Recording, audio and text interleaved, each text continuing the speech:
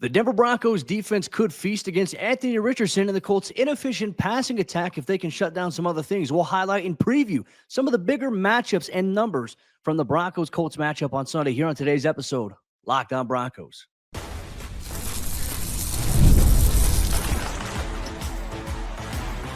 You are Locked On Broncos, your daily Denver Broncos podcast. Part of the Locked On Podcast Network, your team every day. What's happening, Broncos Country? Welcome into another episode, Locked On Broncos, your daily Denver Broncos podcast, part of the Locked On Podcast Network, where you know it is your team every day. I'm Cody Roark, Broncos reporter from Mile High Sports, joined as always by Sayre Bedinger, site expert over there, predominantlyorange.com, writer over there at NFL Spin Zone. I want to give a special thank you once again to everybody in Broncos Country, all the everydayers, all the first listeners. You make the show exactly what it is, so make sure you subscribe or follow so you never miss out every single day all year long on your favorite team, that is the Denver Broncos. And here's what you can expect on today's episode of the show. We'll wrap things up by talking about some of the more defining numbers from Sunday's matchup against the Indianapolis Colts, as we all deem it as a must-win here for Denver. We'll talk about the Broncos defense against the Indianapolis Colts offense and Anthony Richardson, but we're going to kick things off by really talking about Bo Nix and the Broncos offense and how they can maybe attack the Indianapolis Colts defense that is kind of boom or bust in a lot of different areas here. And you're going to get that on today's episode of the show, which is brought to you by our friends over there at FanDuel. Start the season with a big return on FanDuel. New customers can place a $5 bet, and you'll get started with $150 in bonus bets if you win your first $5 bet. Visit FanDuel.com to get started. Sarah, let's kick things off here on today's show here, highlighting this matchup. As we all know, we've been calling this a must-win here for Denver. This is essentially a playoff game for both teams. You know, for Denver, win, your playoff chances go up. You lose, they drop significantly. And then we talk about tiebreakers and conference records, and then it gets a little bit of muddy here for the Broncos. But Bo Nix, the Broncos offense, after having a week off, looking at this Colts defense, they've got really talented players across the board, but their production this season has kind of been, as I mentioned, a little bit of boom or bust, hit or miss at times. Yeah, absolutely. And that's kind of evidenced by the fact that they're 18th in the NFL in points allowed per game, 22.9 points allowed per game. Net yards allowed, Cody, 29th in the NFL at 379. But the defense is going to give up a lot of yardage. Like against New England, they allowed over 200 rushing yards, and they're really one of the worst run defenses in the NFL. So, hey, if the Broncos are looking for a little bit of a get-right situation in the running game, scheme some things up, you took the extra time during the bye week to really draw up these plays or whatever Sean Payton and them have been doing. I'm sure they, in between rounds of golf, wherever he went or whatever, you draw up the running game a little bit there, because the Colts have given up a lot of yards on the ground, a lot of sustained drives when you look at the numbers and really break it down. So that's an area, Cody, right now where this team, I mean, they give up a lot of third downs. They're one of the worst 4 teams in the NFL at a over 45% conversion rate defensively when you talk about third down. So this Colts team and the defense in particular, you don't want to downplay it, obviously, because it's like you said, it's boom or bust. Like there could be a week where this defense just absolutely goes off. You know what I'm saying? They have the playmakers, but the Broncos need to find a way to take advantage of their clear weaknesses. Well, and it's hard when you look at it. You can look at some of the things, the areas you mentioned, the rushing yards that they allow, that is perceived as an area of weakness. But let's take a look at the scouting report too, and looking at their top defenders this season. You look at DeForest Buckner. We've always known DeForest Buckner to be a force here in the NFL. He's second on their team right now in sacks at 5.5. Kwity Paye, he's leading the team with 6 sacks on the season right now. So you've got DeForest Buckner, you got Zaire Franklin, who's their leading tackler. He's got 135 tackles so far this season. Kenny Moore inside the nickel, and also we mentioned Kwity Paye, Julian Blackmon, Nick Cross, cornerback Jalen Jones. Like their defense has talented players. So part of me is wondering, is it a scheme issue here for the Colts? But here's the one thing I think we have to pay attention to here. They are also coming off of a bye. So they've had a chance themselves to kind of hit the pause button and say, hey, what was the story for us through the first 13 weeks? What adjustments are we going to make? And I think that's going to make things a little bit more interesting going into this matchup, because it really is, you never know. Like you could see an entirely different team. You could see entirely different approach here from this Colts team. So much of that is going to be on coaching, I feel like, this week. What type of adjustments did the Indianapolis Colts make there? What adjustments have the Broncos made? I know Sean Payton, he wasn't golfing during the bye week. He saves that for the offseason. But yeah, it's going to be an interesting matchup. And to your point, as you look at it as well, like you talked about the Colts defense and what they're allowing right now. I think one storyline we have to see here, okay, they're 15th right now. They're tied for 15th in the NFL in terms of sacks so far on the season. They've gotten to quarterbacks that many times. We talked about Kwity Paye and obviously DeForest Buckner leading the way there. You mentioned the third down numbers there.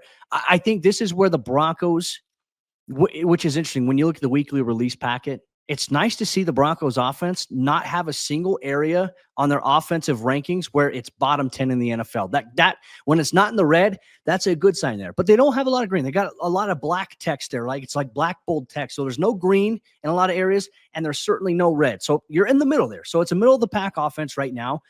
Denver right now averaging 23.5 points per game. It's 14th in the NFL. We talk about net yards per game, 320. 209 of that is coming through the air with Bo Nix, 21st ranked passing offense in the NFL. The Broncos have the 20th ranked rushing offense. When you factor into that, like Bo being a big product of that, or a couple of big runs by the Broncos, breaking it off, in the second half against the Cleveland Browns, it certainly impacts that. I think third down, once again, is going to be another interesting area here for this team. They've been efficient. They've been trending. Like after the beginning part of the season where third down was their biggest problem, and red zone was a little bit of an issue for them. These are actually where they're kind of middle of the pack. They're the 18th ranked third down offense right now. That has grown, I think, specifically with the connection between Cortland Sutton and Bo Nix. And then in the red zone, they're 15th ranked right now. So for me, it's maximizing your opportunities here if you are the Broncos. And a little bit later on, we'll talk about how these defining numbers might influence this matchup and certain keys Denver's going to have to play off of here. But man, I think this has the makings of what I think could be a little bit of a slugfest at Empower Field at Mile High this week. Ideally, you want the Broncos offense to hum and to get going, but the Colts, like I said, they're well rested defensively. Zaire Franklin, he's all over the place. When you watch the Colts play, anywhere the football is, he's there. He's kind of like the Alex Singleton in terms of that, except I think that he's extremely athletic, more athletic than Alex Singleton. He's a guy that can obviously, I think, impact your flow and rhythm there, but which Colts defense is going to show up here against the Broncos? And specifically, what Broncos offense is going to show up against the Colts? I think that is the big question here. Right, because we know, we saw, I mean, we were all watching the Colts play the Patriots the last time they were out there, and we were all sitting there hoping, like, man, the Patriots, it feels like they can close this game out. Like, they did everything that they needed to do offensively to win that game, but then the Colts, you come storming back with Anthony Richardson, right? And so even rushing for over 200 yards from the Patriots' vantage point in that last game, it ended up not mattering because they ended up losing the game anyway. So you have to be very, very effective and efficient offensively against a team that has a quarterback who, man, he can launch the ball downfield. They can run the ball and those sorts of things. I know we'll get into breaking down their offense as well, but for the Broncos side of things, Cody, on offense, like they have to be efficient running the ball, extending drives, making sure that you are dictating the pace of this game. I know that it's really the same story every single week, isn't it? But the quicker you can get out to a lead, the quicker you put the ball into the opposing quarterback's hands and put all the pressure on him, as opposed to saying, hey, you just go out there, play a little bit more loose, hand the ball off to Jonathan Taylor. Like, the Denver offense has to force the issue in this game in terms of, hey, we're going to come out and we're going to be effective and efficient right away. No more of this garbage of, we don't want Will Lutz winning special teams player of the week. We want touchdowns here. You don't get special teams player of the week for kicking extra points. You want them out there scoring touchdowns. And that was what really almost cost them the game against the Cleveland Browns, Cody, is you get into the red zone, you get into that tight scoring range, and then all of a sudden your offense stalls, or you have a bad penalty. That's where the Broncos have to stop, in this playoff run. That's where they have to stop making major mistakes. So how is it, again, the Broncos defense, how could they potentially feast against a Colts inefficient passing attack that does have explosive capability? We'll highlight that and much more here on today's episode, Locked On Broncos. Today's episode of the show is brought to you by our friends over there at Built Rewards. If you're a renter, listen up. This is a total game changer. Thanks to Built, you can now earn points on rent payments just like you do with groceries or travel. Paying rent now comes with serious perks, and it's completely free to join. Earn valuable Built points on your rent and everyday spending at no extra cost. Redeem points for flights, hotel stays, and even future rent payments. With over 500 airlines and 700,000 hotels in their program, the possibilities are endless. Access unique experiences that are exclusive to Built members. I love using points for travel, and Built makes it so easy to turn rent into rewards. If you're already paying rent, why not make it work for you with Built Rewards? Start earning points on rent you're already paying by going to joinbuilt.com/lockedonnfl. That's joinbuilt.com/lockedonnfl. Make sure to use our link so that they know that we sent you. Don't wait. Start earning rewards today with Built Rewards. The Indianapolis Colts don't have the most efficient passing attack in the NFL, but they are capable of the explosive play, and they can run the ball a little bit here. So what do the Denver Broncos have to do defensively against Anthony Richardson, Jonathan Taylor, and the host of playmakers that the Colts have, as well as, what are the Broncos going to do to force the issue in this game to make sure that they make the playoffs and not just get into the playoffs somehow or miss entirely? This is a huge game, Broncos Country. And you know what? We can't thank you enough for rocking with us every single day here at Locked On Broncos as we approach the postseason. Maybe Broncos Country. We'll see what happens here. Like Cody said before, hey, the playoff chances, they increase substantially with a win, and things get pretty iffy with a loss. So the Broncos have to find a way to limit Anthony Richardson and his teammates there offensively.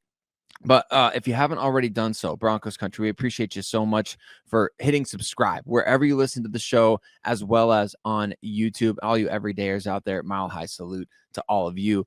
Cody, let's talk about this matchup with Anthony Richardson. Obviously, the Denver Broncos defense coming off of its worst game probably of the season, I would say. And I know that a lot of times you come off a game like this and you're like, man, if the Broncos defense plays like that, really, to me, this past game against Cleveland was such an outlier because Levi Wallace was getting picked on all game long. It wasn't indicative of bad team defense necessarily. It was indicative of the Browns finding a guy who, he couldn't figure it out there, and they just exploited it over and over again. So there are corrections that have to be made. But let's talk about why the Broncos could feast against Anthony Richardson here in week 15 if they can return to their pre-Cleveland form. Yeah, well, look, a lot of it, too, is when you look at Anthony Richardson, he's not a very accurate passer in the short to the intermediate game. 46% completion percentage on the year from him. They do take a lot of shots downfield, though, and they connect on him quite a bit. You talk about the talented wide receivers that they have. We'll see if Josh Downs plays this week, but they've got Josh Downs. They've got Alec Pierce. They've got Michael Pittman Jr., who's the third leading receiver so far on the team this year. And when I look at where Denver is at, you definitely factor in, okay, who is Patrick Surtain II going to be following in this week? Who is Jaquan McMillan going to be lining up primarily inside the nickel? And who is going to be the other cornerback opposite of PS2 this week? And I think that's going to be a storyline we're going to follow. We may not know until Sunday.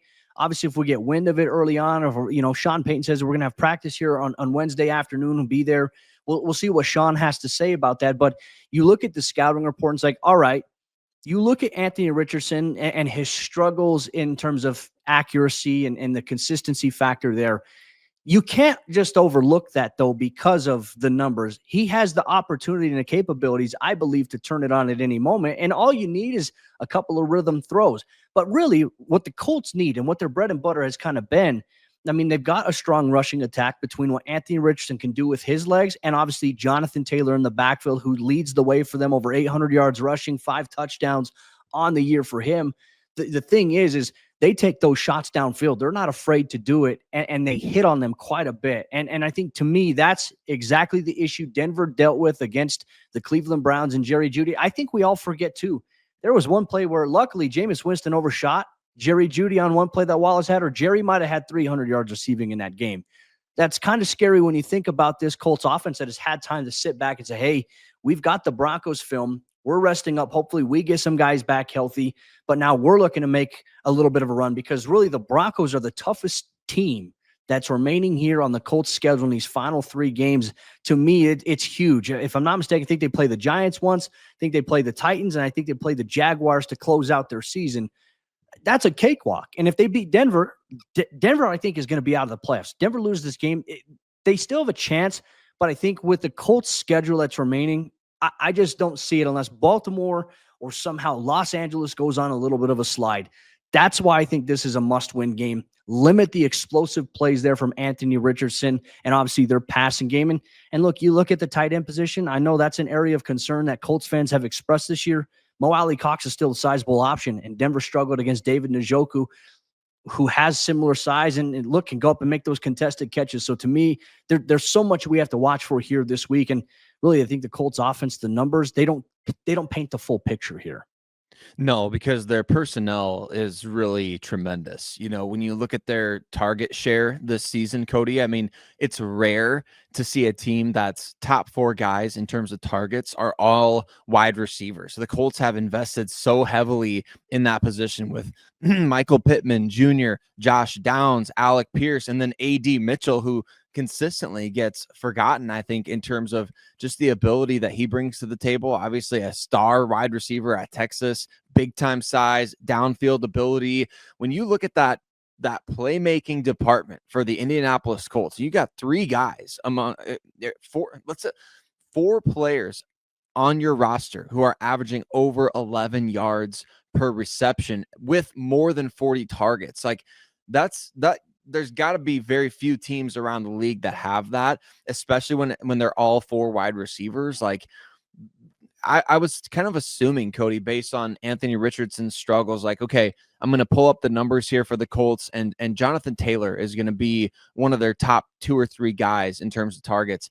Jonathan Taylor is 5th on the Indianapolis Colts in overall targets, and it's not because he hasn't played. I mean, he's only played 10 games compared to 13 for some of the other guys, but he's got 23 targets in 10 games, Cody. That's not like they're not just dumping the ball off to Jonathan Taylor because they don't have a short to intermediate passing game. Like they hit these pass plays, like you said, and that opens up things for Jonathan Taylor. Even if Anthony Richardson misses a few, or even if the receivers drop a few, it opens up the running game for the Colts. And so the Broncos have to find ways to make sure those passes either hit the ground or they go the other way when Richardson launches it deep. We're all going to be curious to see who gets to start opposite of PS2 this week. And I think another question, too, is like, who does PS2 face? When you look at, like, okay, who's producing the most for them at receiver? Right now, their leading receiver is Alec Pierce. And the thing I think that stands out the most about Pierce is his yard per catch average. I think if I'm not mistaken, I saw something on here where I think it's 22 point something. Let's see here. It's 22.24 yards per catch, 645 yards on the year, 5 touchdowns. And obviously, I think a part of that production has elevated a little bit more because of the injury to Downs. Michael Pittman Jr., as we all know, is very explosive, can make some tremendous plays, especially yards after the catch. So if you had to choose today, who would you match PS2 up in this situation? If in fact you're going to say, hey, we're going to try to put our best guy on their best guy and follow him around. Who is that guy? Because these 3 receivers are very, very good. I think that, honestly, you can make the argument you would take any of these receivers on Denver as the number 2 option behind Cortland Sutton. No doubt. There's no question about it. I was kind of hoping that Alec Pierce might be available when the Colts were kind of, a sinking ship before they hired Shane Steichen. But I really do believe, Cody, that this is one of those games to where I don't know if you can stick Pat Surtain on any one guy. It might be as the game goes along, you're kind of watching, okay, who are they really going after, and is it working for them? Because if it's working, we need to make an adjustment.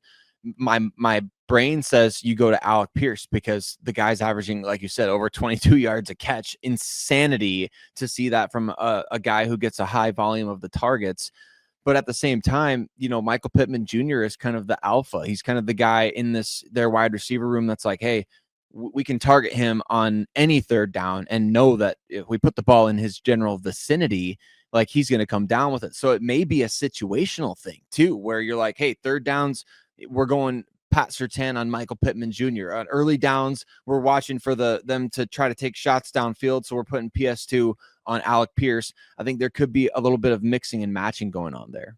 I could see that happening, and specifically because of those boom bust play capabilities that the Colts have, unless they're very confident, like, hey, like if in fact Chris Abrams, Draymond is going to play in this game, is going to start over Levi Wallace, I wonder what they're going to try, because also you're asking a rookie to do a lot. I don't think the moment's too big for a guy like Abrams Drain, but it is a tough test considering that this receiving core is significantly better than the Cleveland Browns receiving core, and it's not even close. When you talk about impact, you talk about players.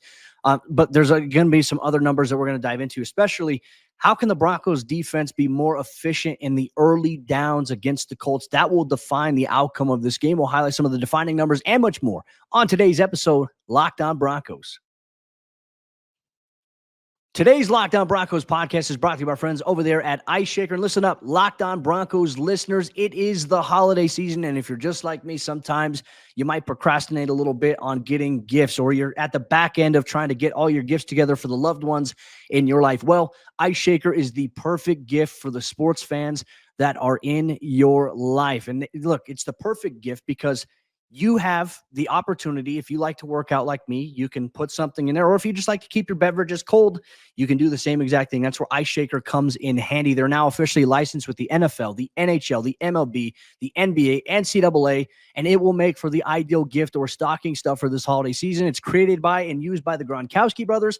IceShakers have sold over 1 million bottles, and they have changed the game with workout bottles. And this is the gift that you've been looking for. Go to IceShaker.com and use the code LOCKEDONNFL at checkout to save 25% on your order. It's got a patented twist-in agitator that breaks up powders, but it's silent when you shake it instead of the annoying ball and the clanging noise that it makes. And it can keep things cold, ice cold, for up to 30+ hours. So order your team branded bottles today at IceShaker.com and use the code LOCKEDONNFL for 25% off your order. IceShakers, show your support for your teams with the best branded workout bottles on the market. That is IceShakers. The fourth quarter action of today's episode of the show is here, and we're going to break down some of the defining numbers that could determine the outcome of Sunday's game as the Broncos host the Colts in a Week 15 AFC Conference Showdown, 2:25 p.m. Mountain Time on CBS. We'll have you covered all throughout the week here, Locked On Broncos, for that. Thanks once again to all the everydayers and first listeners in Broncos Country for tuning into the show here. Sayre, we talked about obviously a little bit of the tell the tape. We looked at the numbers from the Colts offense, the Colts defense, how it stacks up against Denver. I think this week, one of the more important keys and the more important numbers we'll have to see is yards per play, but specifically on early downs. Denver has had a little bit of regression on first and second down in terms of some chunk plays that have been allowed. Certainly that was on display against the Cleveland Browns. To me, this is going to be a big area here. How can Denver create manageable situations, especially if the Colts try to open it up in the passing game here on first down and try to take some shots? Like Denver, obviously in that first half against Cleveland, they were 6 of 10 on third down. They ended up finishing the game, holding the Browns to 9 of 19 on third down. So much better in the second half, but that wasn't the problem. It was first and second down that was the issue for them. And unfortunately, they don't track those metrics there for the NFL. So Denver early down situation here defensively, they're going to have to be big, Sayre. Yeah, they are. And obviously it starts with stopping Jonathan Taylor in that Colts running game, of course. But at the same time, against Cleveland, what was really killing the Broncos defense is the fact that Jameis Winston was recognizing, like, hey, they're in this type of coverage. Here's Levi Wallace. I'm going right at him. And they were able to pick up big chunks that way. Even when the Broncos forced third and long against the Colts, they were able to pick it up. Why? Because the pass rush wasn't consistently getting home. I know that the Broncos eventually did get to Jameis, and they did eventually get pressure on him that caused some huge plays in that game. But, man, how many third downs were we sitting there, Cody, saying, man, where's this pass rush at? Like, why are these guys not getting a hand? He's got way too much time to throw out there. He's got too much time to scan the field. Just felt a little too easy for him. So it's a bounce back game in such a big way for this Denver Broncos defense. Like, everything that they did against Cleveland defensively, other than the big plays that went the other way, I'm like, do the opposite of that, right? I mean, make sure you're following around the hot hand at receiver. Make sure you're not giving up, because Cleveland went into that game a couple Mondays ago. They were 32nd in the NFL in third down conversion rate, and the Broncos made it look like, man, they were making it easy against the Denver defense. So that stuff can't happen against the Indianapolis Colts. And like we've mentioned, their short to intermediate passing game is not the best in the NFL. So what you need to do is you need to force that issue right there. You need to force the ball out of Anthony Richardson's hands quickly so that he can't have time to launch the ball downfield or scramble around and make plays in scramble drill deep downfield, things like that. Make him get rid of the ball quickly and hope that your guys can make the play on the ball. Yeah, look, I think getting pressure on Richardson this week is going to be, the biggest challenge and task there. I mean, when you look at the Colts in terms of what they've been, they're 7th right now in sacks allowed on the year. They haven't allowed a lot this year. I think part of that is because of how big Anthony Richardson is. He can escape some pressure and maybe fall forward past the line of scrimmage there. He's a big body guy. He's going to be hard to bring down. But for Denver defensively, what they've seen a little bit more of this, something that Zach Allen told us on Monday when we checked in with him on a conference call. He said, we are now seeing more max protection. We're seeing extra chip protection. There was one play where I saw, no, it wasn't Zach Allen. I think it was Nick Bonito on one play against the Cleveland Browns, had a tight end chip him, had a running back, Jerome Ford, come up and chip him, and then you had to work against the offensive tackle after that. So Denver's pass rush is seeing a lot of extra chip looks here from opposing teams. How do you counter that? That to me is the question I'm curious to see. And I think that's going to be a huge approach here from the Colts so they could specifically maybe get Anthony Richardson going in the run game. I think if you're in any short yardage situations here, you got to watch out. Obviously, Jonathan Taylor, we got to account for him in the run game. But primarily, I think short yardage, teams are going to say, like, okay, you're going to prepare to stop Jonathan Taylor. That's where Anthony Richardson comes in with his legs and his mobility and his big body frame. He's a mobile quarterback, not to the extent that he's super fast. He's big, and he's going to be hard to bring down. So that short yardage situation, watch some quarterback design runs right there. That is the biggest threat I think the Broncos defensively are going to face here in those situations. And I think we got to make things very, very clear. The Colts run defense is awful.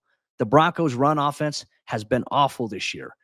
Denver's offense has to find a way to not be awful in the run department against an awful run D. And I think one example we saw, I thought Denver did a great job against the New Orleans Saints, who at one point I think were the 32nd ranked run defense going into that matchup. Denver took advantage of it. This is another opportunity for them to get the run game going. And I think the biggest question here, are we going to see the change from Sean Payton now that the bye week has happened? Are we going to see a change in who gets carries and touches and what those roles may look like? That's something I'm looking forward to seeing maybe formulate a little bit here going into Sunday's game. Yeah, 100%. We need to see, I think you mentioned it or somebody mentioned it before, Cody, about Javonte Williams taking on the Samaje Perine role from last year where, hey, we really kind of see him come into the game during 2-minute drill or doing like when the offense is trying to hurry up. When you're trying to run your regular offense, I think the top two guys have to be Audric Estime and Jaleel McLaughlin. When we look back at the previous 4 games the Denver Broncos have had, I can't reiterate this enough.